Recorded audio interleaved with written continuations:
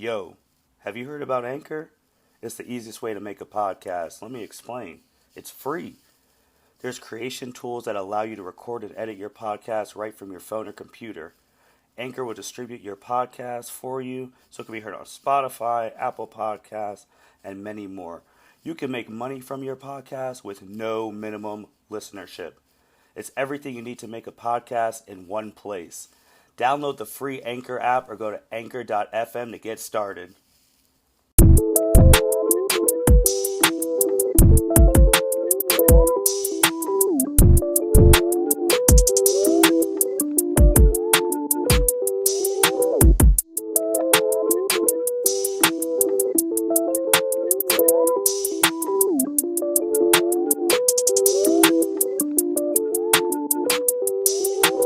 Welcome, everyone, to the L7C podcast, continuing our podcast for Women's History Month. We have Mrs. Carly Marlowe with us today. How are you doing today, ma'am? I'm doing great. How are you doing? I am doing well, thank you. And today, as I said, Women's History Month with these podcasts we've been doing with our women experts talking about women's subjects. Carly is going to be talking about female video game characters and how she feels about them, some of the most badass ones. So we're just going to get right into it. So Carly, what do you like about some of the female characters in video games? Well, one thing I love is how they are typically equal to men. They're strong, smart, very capable of a lot of different things, super agile, but they also have some of those female characteristics in there, such as kindness, compassion, loyalty, just so many other good qualities that a lot of women carry. What do you not like about how some women video game characters are perceived in video games? Oh, they are over-sexualized, 100%. Very showy clothes, body parts. Okay. Let the minds and imaginations figure out the rest. So just going off of that, do you feel like that's something that should change in the future? Why do you think those women are over-sexualized like that in the video games? Well, I do think it should be changed, but it sounds kind of shitty, but it's appealing. I mean, even look at the Fortnite characters, they are slim, thick, so I know it's going to catch the eye of the male audience, which I think is the reason and why they make these female characters so curvaceous and pretty. But I do think they can portray it in other ways. Just some female video game character being powerful, just a great survivor, just doing anything a man can. No, I hear you. So I guess now, because I know you have your list of the baddest female video game characters. Do most of the people you list fit into that model you just talked about, being over-sexualized and all that? For the most part, yes. There's a couple on my list that do not, but 90%. So let's get into that list that you set. Now, is this list in order? Is this your number one person, number two? It is not in order. I was just thinking of females who came in mind. As you can see, I'm a huge Resident Evil fan, so I will have a lot of Resident Evil characters in there, female characters. All right. Well, let's get right into it. So the first person you have on here is someone I think anyone who's played video games knows. Yep. And that is Miss Lara Croft. Yes, and that's one of the reasons I put her on here. She's just very, very recognizable. She even has movies. I know Angelina Jolie played her. I'm sure there's some other movies. But she's just extremely intelligent. She's an archaeologist. She is super athletic, agile. She's strong. She can climb. She climbs mountains and jumps off of crazy things. She's like the female Nathan Drake, I would say. So she's pretty cool. And she has her classic look. We all know her handgun, her holster, her blue top. So she is obviously made attractive, but she's still very, very much badass. Got you. I got you. So do you think she's the most recognizable female video game character out there? Honestly, probably. I would say yes. And I know she's been around since the 90s, maybe even late 80s. I'm not sure. She's, like I said, she's had movies. I know somebody I have later on my list is a pretty well recognizable one for the gaming community as well, which would be Ellie from The Last of Us. I think a lot of people who play that game are going to know. But I would definitely say Lara Croft is probably the most recognizable female video game character. Awesome. So let's go into the next one that you had down from the Walking Dead series, Clementine. Yes, I absolutely love this video game. I don't know if you've ever played it, but it's kind of based off of your choices. Oh, okay. So it's one of those type of games. Was it made by Telltale? Correct. Okay. Yep. They're known for like making those choice-based games. Awesome. I love all of them. But I know in the first game or season, you play as Lee, which he kind of becomes her father in a way. Mm-hmm. And at first, Clementine's very frail. She's also very young. She's probably like 8 years old, I'd say, when the apocalypse starts. So she's very young and just scared and timid. And Lee teaches her how to survive, basically. I don't know. Can I say spoilers or no? Well, if you give the disclaimer, all right, spoilers, then go ahead. Spoiler alert for the next 5-10 seconds. But at the end of the game, she unfortunately has to either leave Lee because he gets bit, or kill him, and that's your decision. And I chose to kill him because who wants him to be a zombie? It's sad. But ever since then, she learned to be a skilled fighter and a tactical thinker. She's super smart, and Lee helped her shape these characteristics. And she just has excellent character development and growth. And I know in the later games too, she ends up being by herself for a while, and she's still very young, like 10 to 12 years old, and she's roaming these streets on her own. And at one point, I know she even takes in a baby and takes care of the baby while she's also fighting zombies. So it's a really good game, and she is awesome. So then you go down. So now we're hitting your Resident Evil series, and the first one was Miss Wong. So what do you like about her? Ada Wong, she is super mysterious, and I think a lot of women can have that quality. Like women like being mysterious in a way, I guess. Mm-hmm. But I also love how she plays good cop, bad cop. She's usually working for the villains, trying to obtain the virus or whatever else it may be. Oh, wow. But she's also trying to help out our protagonist, Leon Kennedy, of course, a big face of the franchise. Mm-hmm. It's said that they have like a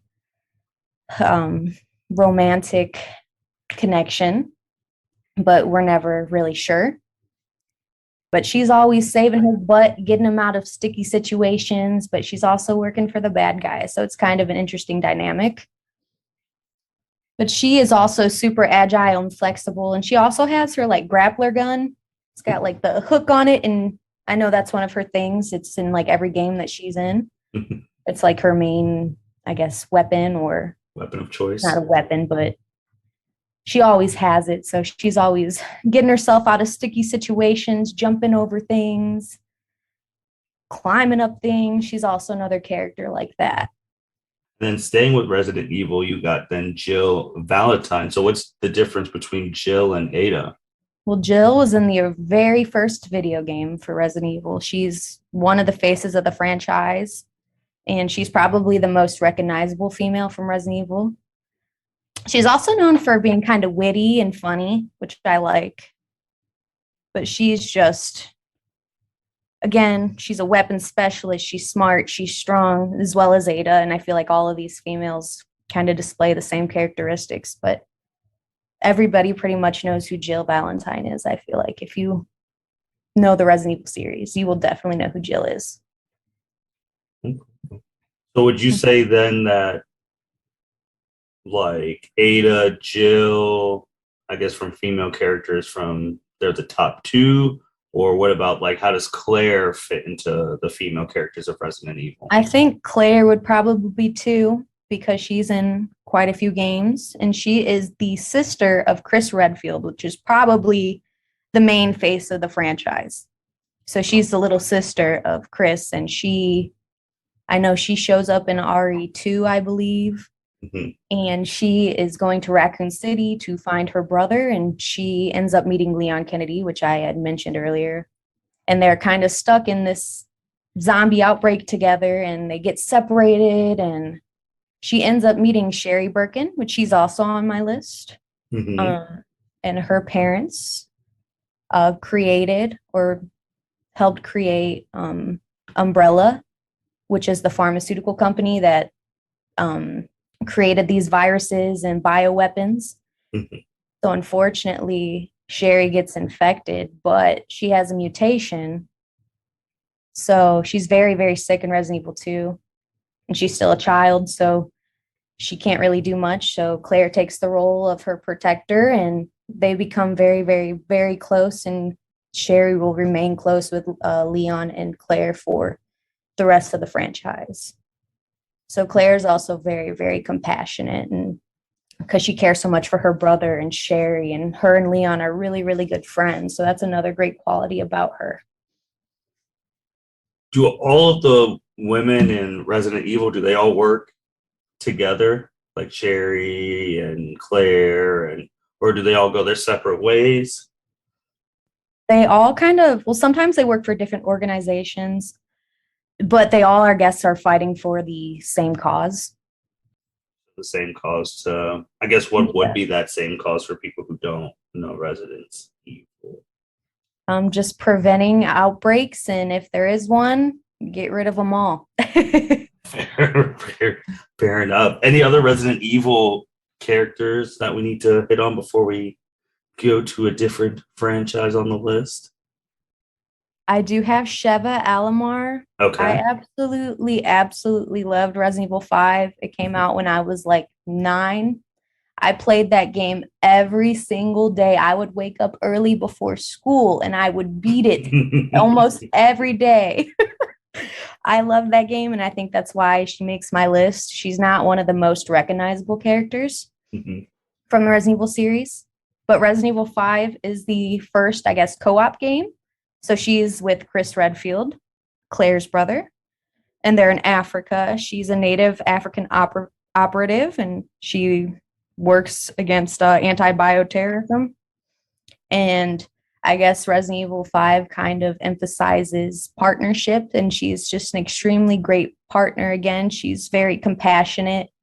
She constantly saves Chris, and he saves her. They have each other's back. She cares a lot for her country and the infection that's going on there. She wants to stop it and save her people. She's very strong and agile, and I think she's absolutely beautiful. I always had like a little girl crush on her ever since I was 9, but she just holds a very special place in my heart. Like, those are the games that really got me started, and especially 5. And then I kind of went back and played the other ones, but I absolutely love her. And you already hit a little bit on Sherry Birkin. So yeah, she just grows to become a awesome survivor. And like I said, she has that mutation. So she has like regenerative abilities. So she is an excellent fighter. And Albert Wesker, he's a bad guy in the series. He has a son. Oh my goodness, what is his name? Let me look. He's in Resident Evil 6. Jake. His name is Jake. And I know they both have mutations because, of course, Wesker, the bad guy, is going to infect his own son because he infected himself. He's very selfish. But he actually becomes a good guy. And those two work hand in hand, and they're a pretty badass team because, like I said, they're pretty much indestructible. And yeah, she's just super strong. And again, a very compassionate character. Awesome. So then we go to person who she needs no introduction herself.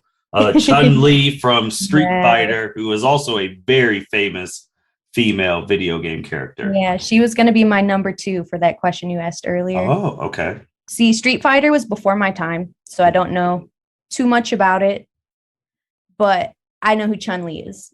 She's very, very iconic. She's got the big thighs. Like I said, she was kind of pretty sexualized from the jump. Mm-hmm. But something interesting I learned was she was the first and only female playable character in Street Fighter 2. So that's kind of awesome, like making history. that is a very big deal. And I know you talk about with her and also a lot of these women on the list, they are very popular cosplay people. Yes. For like cosplayers out there. And I've even seen like people like Nicki Minaj cosplay as ChunLi. So that's another thing with the famous female video game characters. The cosplayers love them. 100%. I'm pretty sure Nicki Minaj has a song called ChunLi. Yeah, she does. She does, which is crazy. So let's go. I do remember this was one of your favorite games too, Red Dead Redemption 2. So you got Sadie Adler. Is that how you say her name? Sadie Adler. Sadie Adler.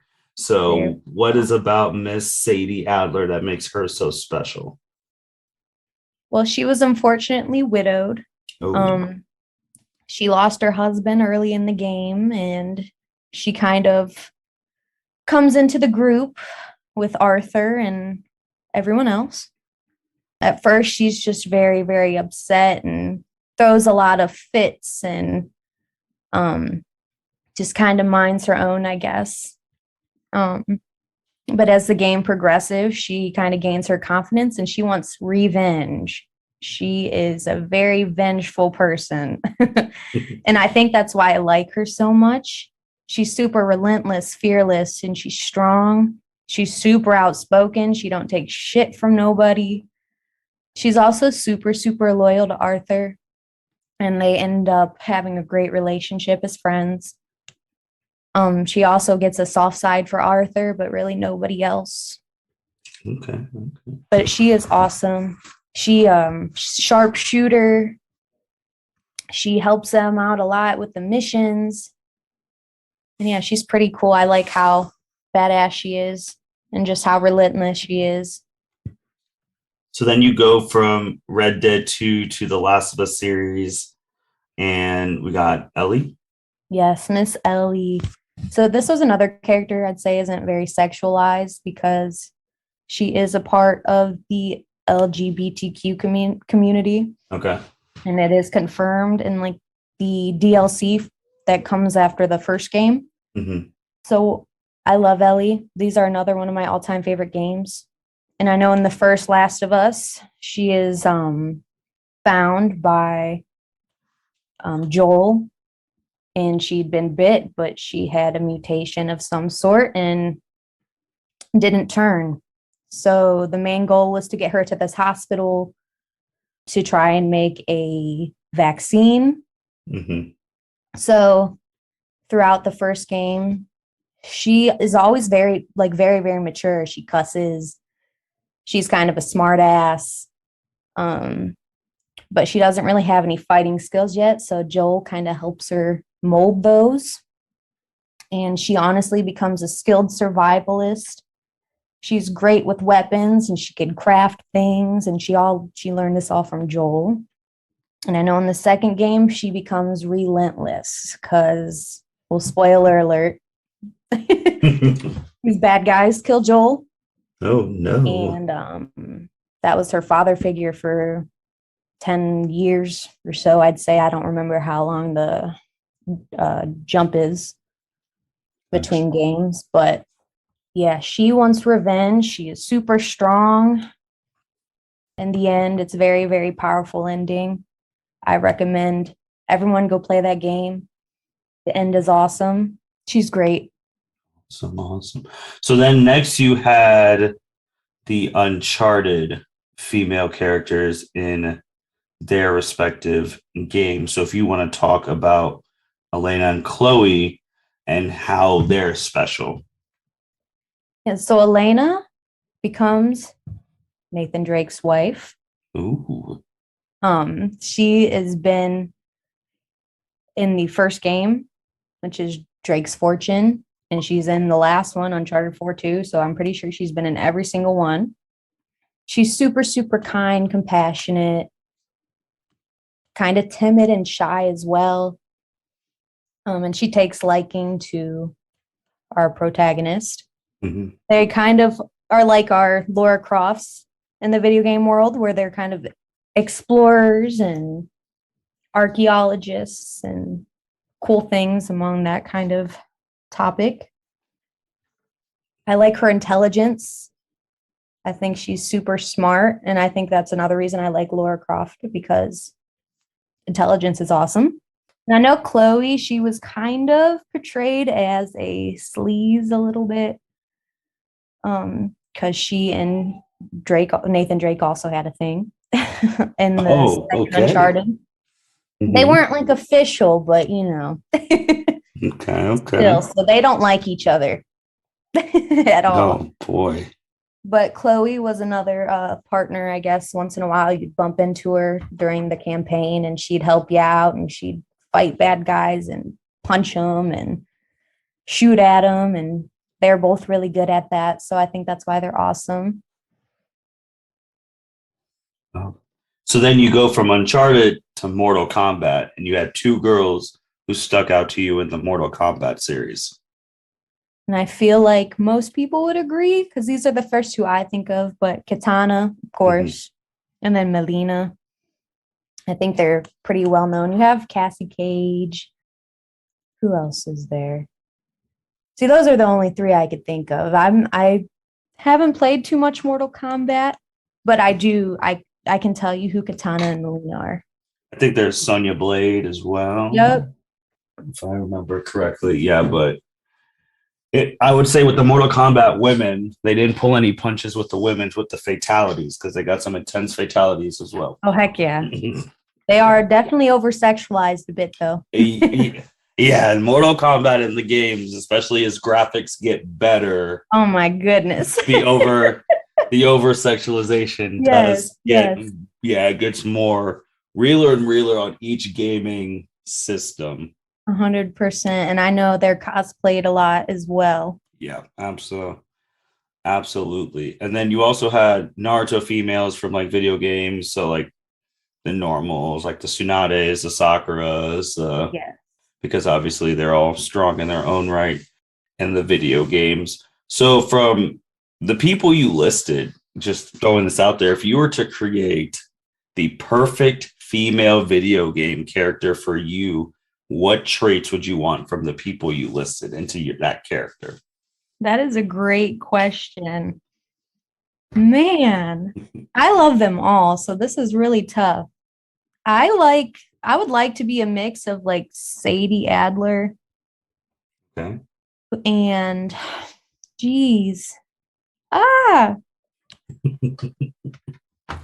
and Ada Wong, maybe. I like how mysterious Ada is. I think it's cool how she plays good cop, bad cop. You never really know what's going on with her. She keeps you on your toes. She's super cool character. She's also another beautiful character. And Sadie, I love just how badass she is. She's relentless, outspoken. I love how she doesn't take shit from anybody. She's super, super loyal, which loyalty is huge. I even love Clementine. I'd like to be like her even because of her character growth. And she's super kind and compassionate. She takes care of babies. That would be me in the apocalypse. So I mean, she's just tactical thinker. She's smart on her toes or on her feet. So like making the people that you mentioned and making like your ultimate female video game character, we've talked about like the oversexualization. Would you like, how would you then do would you oversexualize the person? Like if you have a render and you're making her, or would you try to keep her modest? Like what would you do? I would want to keep her more on the modest side. Okay. You don't have to show boobs and butt to be a powerful female. That is true. Really don't. I mean, sometimes it's nice to look at. Yeah, sure. We can all admire a beautiful female with a beautiful body. Mm-hmm. Yes. But you can also keep it modest, like you said. You don't have to show a bunch of cleavage, or you don't have to have your butt coming out. Mm-hmm. Things of that nature. It's just unnecessary. I agree. And just from like the flip side, from these powerful female characters, do you think male video gamers respect them as much as you, or only see them for the over sexualization or the cosplay stuff? I think it's a good mixture of both. I think that the reason they do make them that attractive is to kind of help lure in these men, but also if you're just a video game person in general, like for Resident Evil, for instance, there's also male characters in there. So I don't think they're just playing Resident Evil to see Jill or Claire or whoever it may be. I think that, yeah, they're there and it may be nice to look at, but they're also a huge player of the game. And yeah, I just think it could be both, I guess. So then also too, with just checking in, because this is your first podcast since your very first one, I think. It's really, yes. Yeah, so it's been a minute. So yes. How has the gaming community been treating you as a woman since that last podcast you had? It's not any different, okay, unfortunately. Okay. And I know I see on TikTok, I don't know if you're ever on there, but I like to watch the female gamers on there sometimes, and they'll mess around with the guys, and it is hilarious because some of these girls do not take shit. They're destroying these guys, which I love to see. And they are letting them know that they're getting their ass beat by a female, and it hurts their ego so much. And I just love to see it. I just love it. But some men are just so mean. As soon as they take their put their mic on and start talking, and they know that that person's a female, it is over. Game over for you, because they are going to either harass you the whole map, sexually, by words. I don't know. It's just, yeah, it's the same. Like I said, I don't really put my mic on because I don't like to be in that situation. I'm just kind of there to enjoy it.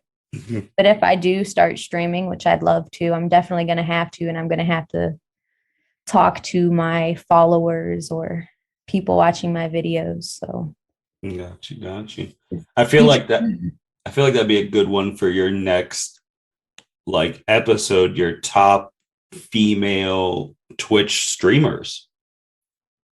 I would be willing to do that. That would be awesome.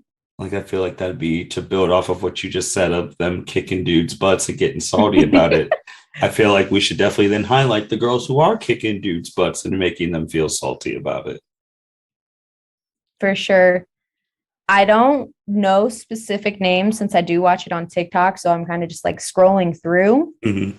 But I can definitely go and find their like own accounts or channels. The only one that I could think of right now is Pokimane, just because I used to watch Fortnite. Like, I feel like she's the top one, though. I feel like she is the top one. Yeah, she is.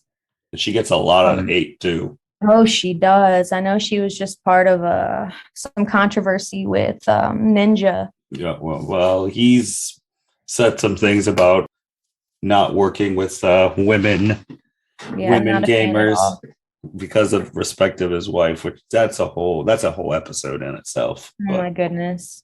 That's just a bunch of BS. And I'm not a big fan of him. I think he's a douche. Well, each their own.